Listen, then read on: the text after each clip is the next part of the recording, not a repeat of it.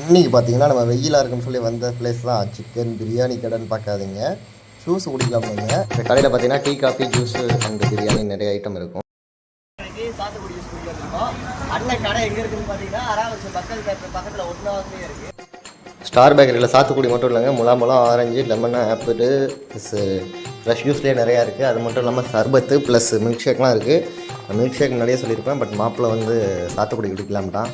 So அதனால் ice நிறையா போட சொல்லி நம்மளும் சொன்னோம். அக்காவும் போட்டுட்டாங்க. இன்னும் கொஞ்சம் நேரத்துக்கு வகையில் வந்துடும் பாருங்கள். ஃபைனாக நம்ம கைக்கு ஜூஸ் வந்துடுச்சு ஃப்ரெண்ட்ஸ். குடிச்சு பார்ப்போம் எப்படி இருக்குன்ட்டு. குடிச்சு பார்த்தேன், ஆஹா அடிக்கிற வெயிலுக்கு ஜூஸ் சும்மா அற்புதமாக இருந்துச்சுங்க. அது நான் கேட்ட மாதிரி ஐஸ்லாம் நிறையா போட்டு கொடுத்தாங்க. நம்ம கடைக்கு சப்போர்ட் பண்ணுங்கள். Thank you families. எல்லாம் ஓகேடா கதிரு. கடையில் அண்ணன் எங்கே வருந்தானே கேட்குறீங்க.